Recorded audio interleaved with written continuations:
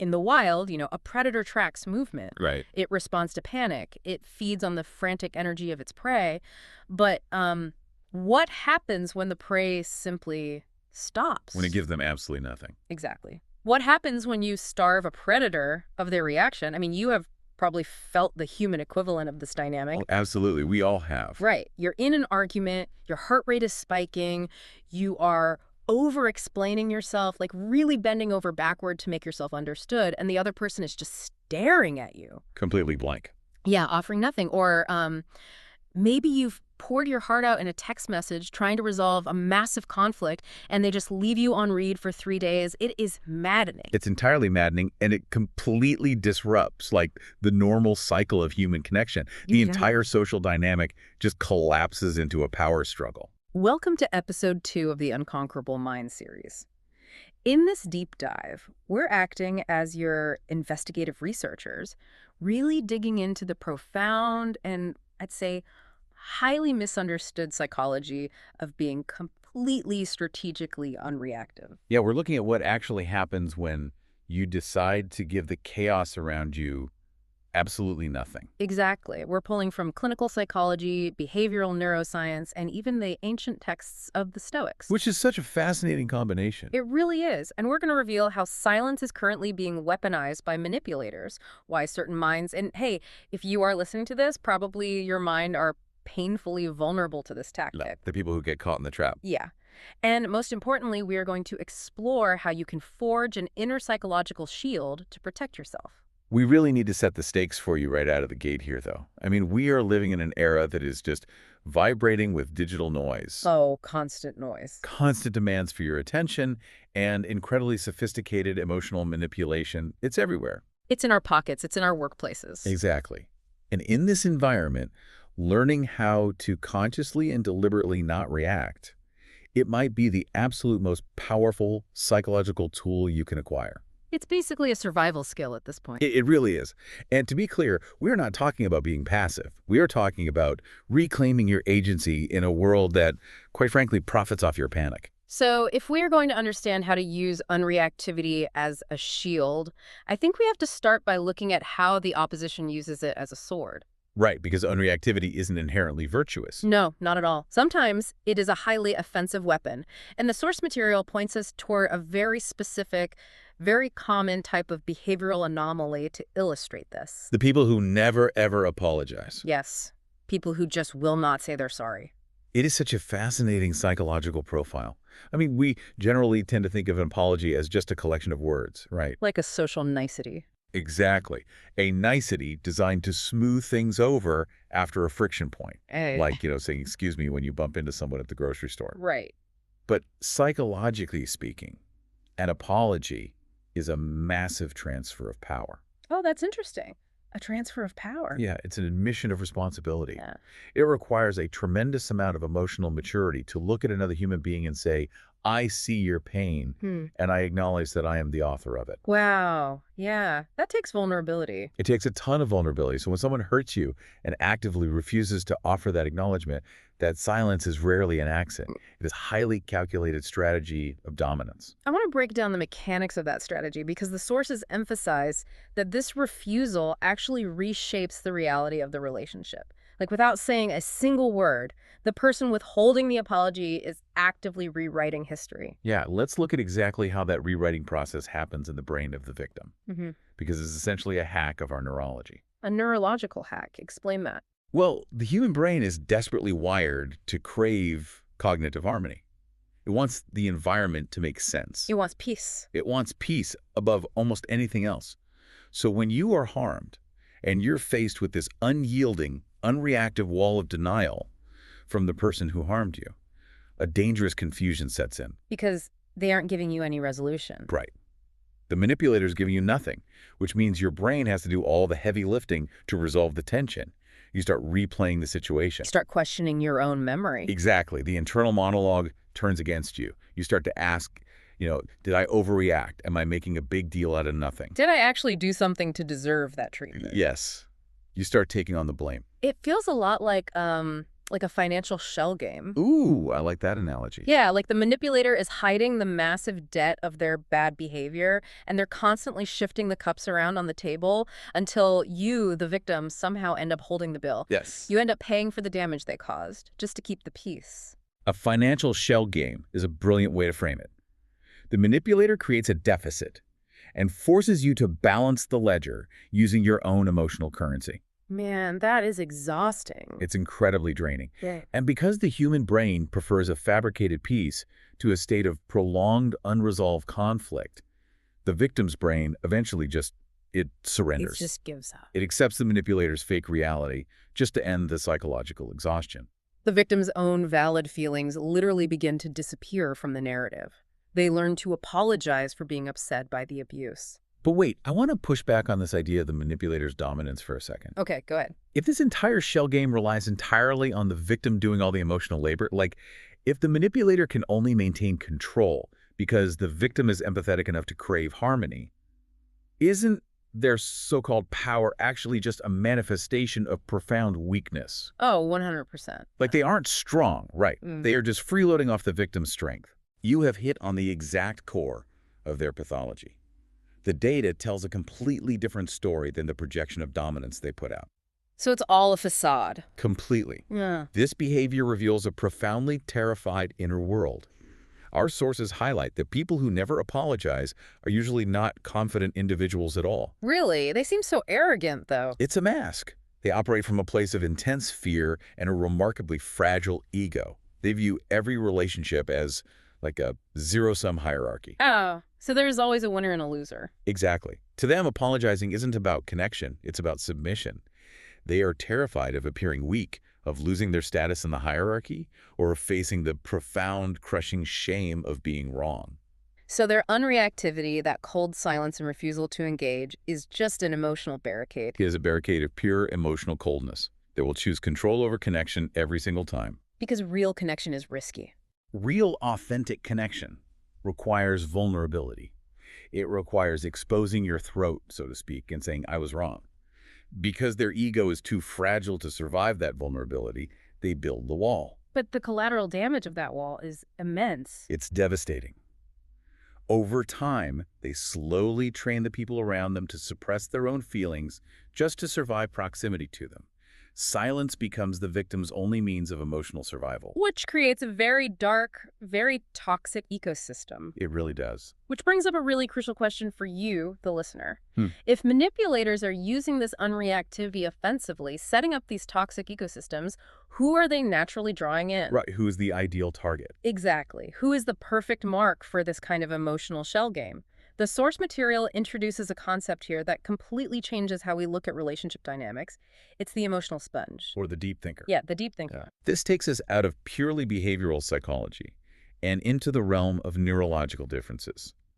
I mean, we assume that everyone walks through the world experiencing emotional data at the exact same volume. Right, that we all see the same reality. But we don't. Drawing on the foundational work of Carl Jung and backed by modern behavioral neuroscience, we see that roughly 20% of the population possesses a neurologically distinct, highly sensitive nervous system. 20%? That's a huge portion of people. It's 1 in 5 people. They do not just skim the surface of social interactions. They process environmental subtleties at a much deeper, more exhaustive level. Give me an everyday example of what that looks like in practice. Like, how does the 20% experience a room differently than the 80%? Okay, think about walking into a standard office break room. A group of people are making small talk about the weekend. Just normal water cooler stuff. Right. The 80% are taking the conversation at face value. It's totally fine, skimming the surface. But the deep thinker, the highly sensitive person, walks in, and their nervous system is acting like a high-powered radar dish. You're scanning. Not even consciously. They're just picking up the slight microtremor in a colleague's voice. They notice the darting eyes of the person by the coffee machine. Wow. They sense the hidden anxieties, the unspoken resentments between two managers. They see the entire turbulent undercurrent beneath the polite small talk. Jung called this psychological contagion, right? Yes, the unconscious transmission of emotions from one person to another. And what's the mechanism behind that? Because it sounds almost like magic, but it's biology. It's pure biology. Yeah. It involves hyperactive mirror neurons and a highly attuned autonomic nervous system. Okay. For the deep thinker, they don't just objectively observe the anxiety or the anger in a room. Their own biology mimics it. They physically absorb it. Exactly. Dr. Judith Orloff, who is a prominent psychiatrist in this field, describes this as being an emotional sponge. Your emotional boundaries are literally porous. You feel a stranger's road rage or a coworker's silent panic as if it were coursing through your own veins.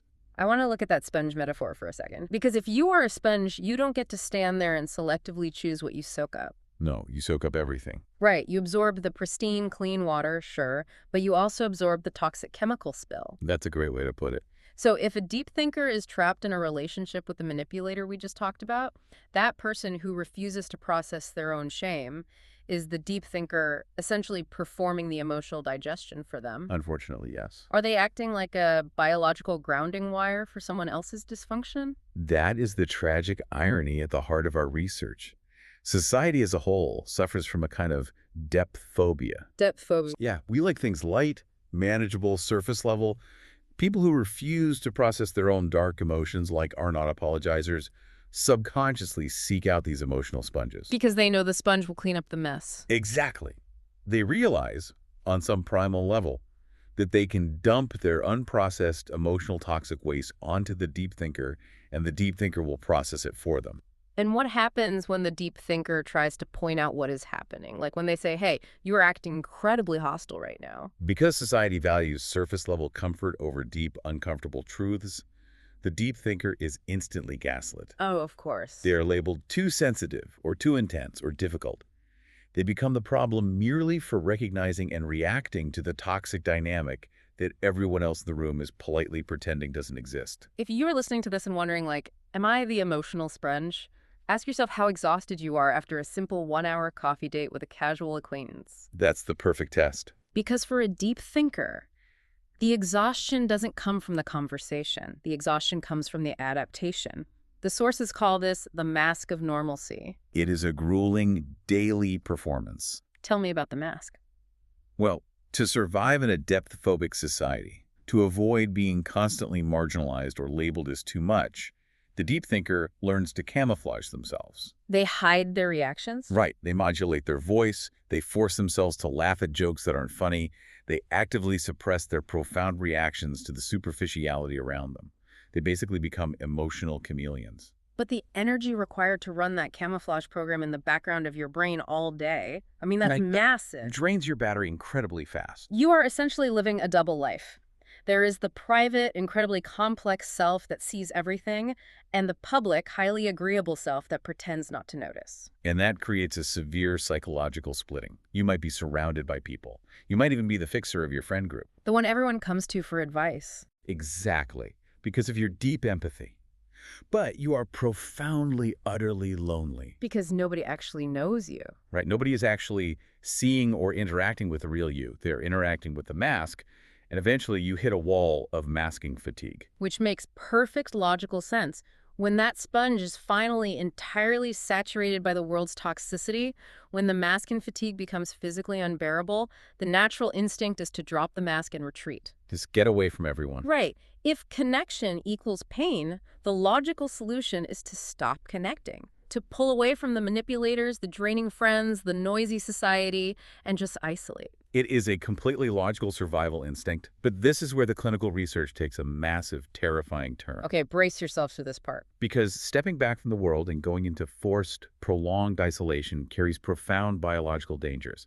We are not just talking about feeling a little lonely. We were talking about neurological decay. Walk us through the biology of that decay. What actually happens to the brain when we cut ourselves off from the social grid? The sources dive deeply into what happens without social contact, analyzing data from extreme cases of prolonged isolation and solitary confinement, and then scaling that down to chronic loneliness. Right, because the mechanism is similar. Exactly. You have to remember our evolutionary biology. We evolved in small tribal groups. Right, out on the savannah. For our ancestors on the savannah, to be separated from the tribe meant you were going to be eaten or you were going to starve. It meant death. So your brain is hardwired to interpret prolonged isolation not as a peaceful retreat, but as a mortal threat. Wait, so the body reacts as if it is under physical attack? Yes. Even if you were just sitting safely in your apartment with the door locked, reading a book. Precisely. Your nervous system doesn't know the difference between a modern apartment and the dangerous savanna. Wow. When you isolate, stress hormones like cortisol begin to chronically spike. And over time, the actual architecture of your brain begins to physically change. The actual physical structure. Yes. Think of the limbic system, specifically the amygdala, as your brain's smoke detector. In a healthy social environment, it's properly calibrated. It only goes off when there is an actual fire. Okay. But when you are isolated, it becomes dangerously hyperactive. It's like the battery in the smoke detector is dying, and it just starts beeping at every minor shift in the environment. Okay, so the fear center gets bigger and louder. It's constantly alarming. Exactly. But what happens to the rest of the brain? Because I read a study that totally countered the idea that isolation makes you more creative. It actually showed that people in isolation lose their ability to plan and reason. Why is that? That is the most alarming part of the research. While the limbic system is working overtime, the prefrontal cortex, the area of the brain directly behind your forehead responsible for rational thought, long-term planning, and moral judgment, literally begins to shrink. Shrink. Are you serious? Literally shrinks. The brain is a highly efficient, energy-hungry organ. It takes a lot of calories to maintain the complex neural pathways required to navigate social friction and understand other people's perspectives. So if you aren't using those skills. If you are isolated, the brain decides it doesn't need to waste energy on those pathways. It begins a process called synaptic pruning. Use it or lose it. Hold on, let me make sure I'm really understanding the gravity of this. The prefrontal cortex is the seat of our rationality. Yes. It's what separates us from pure animal instinct. So you're saying that if we isolate ourselves to escape the irrationality and toxicity of these manipulators, Yeah. we are actually biologically compromising our own rational minds in the process. That is exactly what happens. It is a horrifying paradox. That is incredible and terrifying. We desperately need what behavioral researchers call social reality testing. We need to bounce our thoughts, our theories, and our fears off of other human beings to gauge how rational our internal perceptions actually are. We need a sounding board. Without that feedback loop, the balance of your brain shifts heavily from rational, grounded thinking toward raw, uncalibrated emotionality. You start living entirely inside your own echoing thoughts, and those thoughts become increasingly distorted. There is a term in the literature for what happens next, right? Learned social helplessness. Explain the mechanics of that. It sounds like something out of Martin Seligman's old experiments with the dogs and the electric grids. It is directly related to Seligman's work. Learned social helplessness is a state where your brain has associated reaching out for connection with rejection or pain so many times that it unconsciously decides to stop trying. The brain just gives up on people. The neural pathway for seeking help is essentially shut down. And the tragedy is that even when you eventually meet kind, emotionally safe people later on, your guard stays permanently up. You can't turn it off. No, you become hypervigilant to social cues.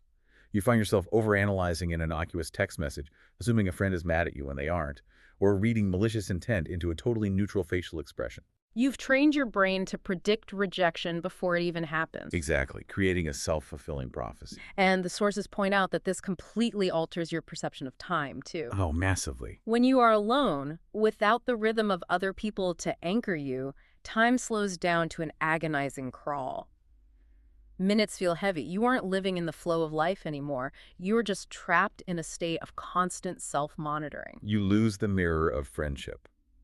If you don't have friends, you don't have that external reflection showing you how you are growing or validating that you even exist in a meaningful way. You become a ghost in your own life. Yes.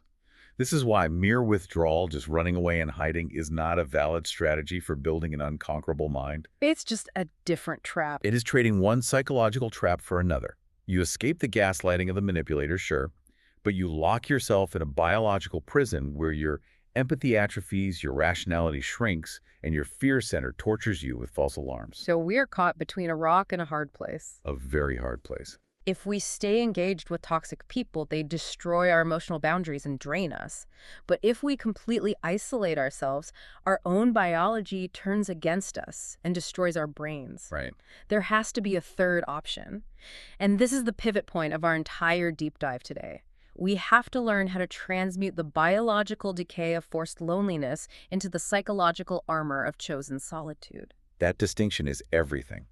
We have to draw a hard, uncompromising line here between being lonely and choosing solitude. Tell me the difference. Well, from the outside, looking at a person sitting alone in a room, the physical state appears identical, but chemically, psychologically, they are entirely different worlds. How so? Loneliness is the agonizing pain of feeling disconnected from others. Solitude is the profound joy and power of being connected to yourself. Oh, I love that. It feels like the difference between being locked in a dark, damp basement against your will versus intentionally retreating into a photographic dark room. Yeah. The physical environment is exactly the same. It is dark, you are completely alone, and you are cut off from the outside world. But the intention changes the space from a prison into a laboratory. That is brilliant. In the dark room, you aren't hiding. You are there to deliberately bring something to light. You are developing something. The darkroom analogy perfectly captures the intentionality required to make this shift. The sources reference a concept found across various philosophical and mystical traditions, often referred to as the dark night of the soul. I've heard of that. It is recognized as a painful but absolutely necessary period of spiritual dryness and isolation. It is a fire that burns away the superficial, the people-pleasing, and the masking to reveal what is fundamentally essential beneath it all. So for the emotional sponge, the deep thinker, intentional periods of solitude serve exactly this function. Exactly. But how does a listener actually execute that transition? Like, how do you go from the panic of feeling like the tribe has abandoned you to the quiet power of the darkroom? It requires engaging in what Carl Jung called the process of individuation. Individuation. Yes, this is the lifelong psychological task of integrating all the fragmented aspects of yourself into a cohesive whole. It means looking at those intense, highly sensitive parts of your nature that you've been desperately trying to mask and finally accepting them. You have to learn to become exceptionally good company to yourself. You have to stop being your own worst critic when nobody else is around. Right. When you begin to treat yourself with radical self-compassion, you develop profound self-trust. And when you trust yourself, an amazing biological shift happens. What happens? You signal to your limbic system that you are safe. Oh, wow. The smoke detector turns off. The smoke detector stops beeping. You manually override the brain's threat response to being alone. You stop begging the external world for validation, and you begin to observe the world from a grounded place of internal wholeness. And this leads directly into another one of Jung's concepts, right? The archetype of the wounded healer. Yes, the wounded healer. This is the person who has been broken by life, who has felt the intense, stinging pain of being misunderstood and manipulated, but who refuses to let it turn them bitter. They refuse to become the manipulator. Right. Instead, they transform that very isolation into a source of profound empathy and healing for others. You aren't avoiding the world out of fear anymore. You are retreating strategically. Like retreating to a fortress to resupply. Exactly, so that you can step back out and engage with the world on your own terms. When you reach that state, you are no longer desperate for breadcrumbs of acceptance. You can patiently wait for genuine, reciprocal understanding. You no longer settle for the manipulators who demand your emotional labor while giving you a wall of silence in return. You recognize the shell game, and you simply refuse to play. You just walk away from the table. Okay, but let's deal with the Monday morning problem. The Monday morning problem. Yeah, because the psychological darkroom is great for the weekend. It is wonderful to find your inner wholeness in the quiet of your own home.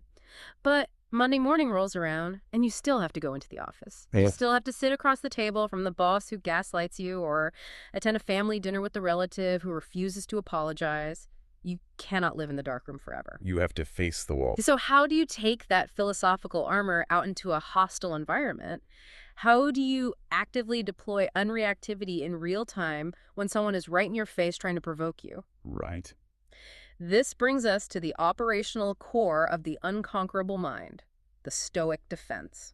To understand how to operationalize this, we turn to the ancient Roman emperor Marcus Aurelius and the broader Stoic philosophy he practiced. The original deep thinkers. Exactly. It provides the ultimate battle-tested blueprint for strategic unreactivity. And the entire framework hinges on one foundational concept from the philosopher Epictetus. It is known as the schism of control. The schism of control. This is the rigorous, uncompromising, daily practice of separating what is up to us from what is completely not up to us. It sounds like a simple categorization exercise, but honestly, when you are in the heat of the moment, it is incredibly difficult to execute. So what is actually up to us? Let's define the boundaries of our jurisdiction. The boundaries are shockingly narrow.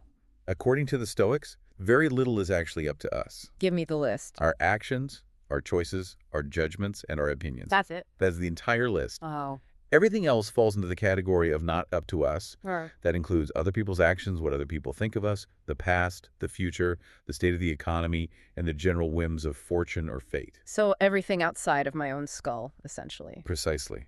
The Stoics argue that when we experience profound psychological pain, it is almost entirely because we are trying to control the uncontrollable. We're trying to manage things outside our jurisdiction. Yes.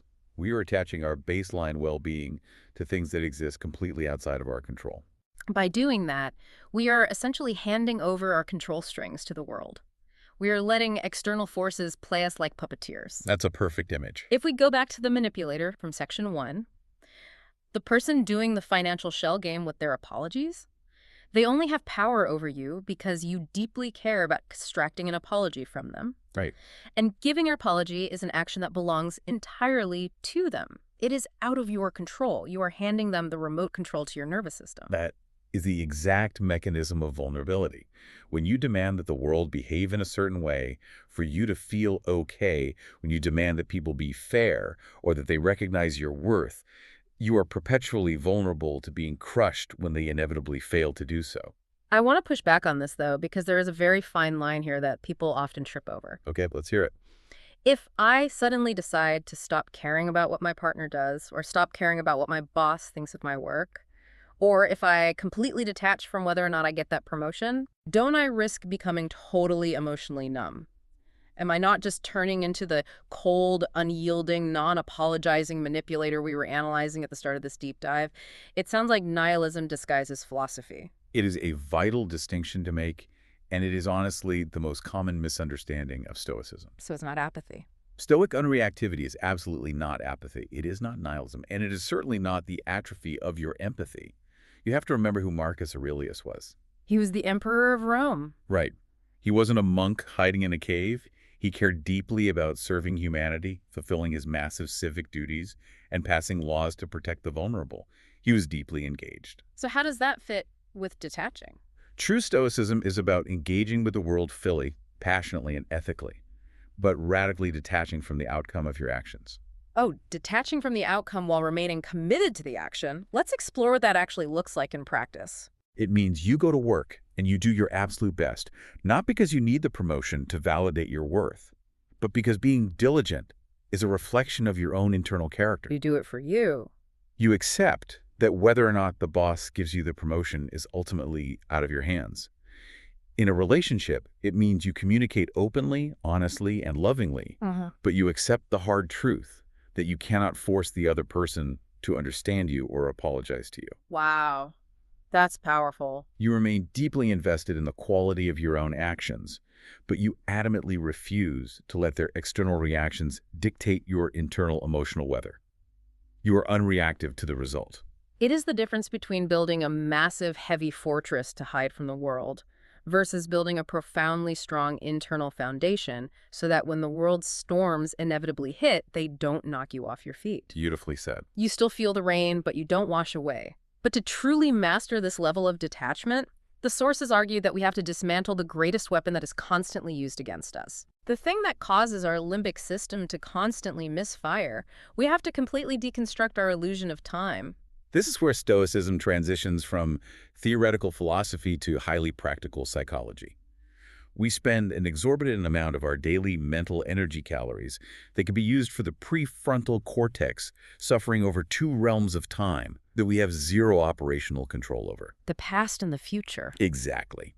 The Stoic philosopher Seneca brilliantly summarized the human condition when he observed, "We suffer more in imagination than in reality." Our imaginations are just hyperactive horror movie generators when it comes to the future. They really are. We obsess over catastrophic scenarios, like, what if I lose my job? What if this relationship fails and I end up alone forever? What if the manipulator ruins my reputation at the office?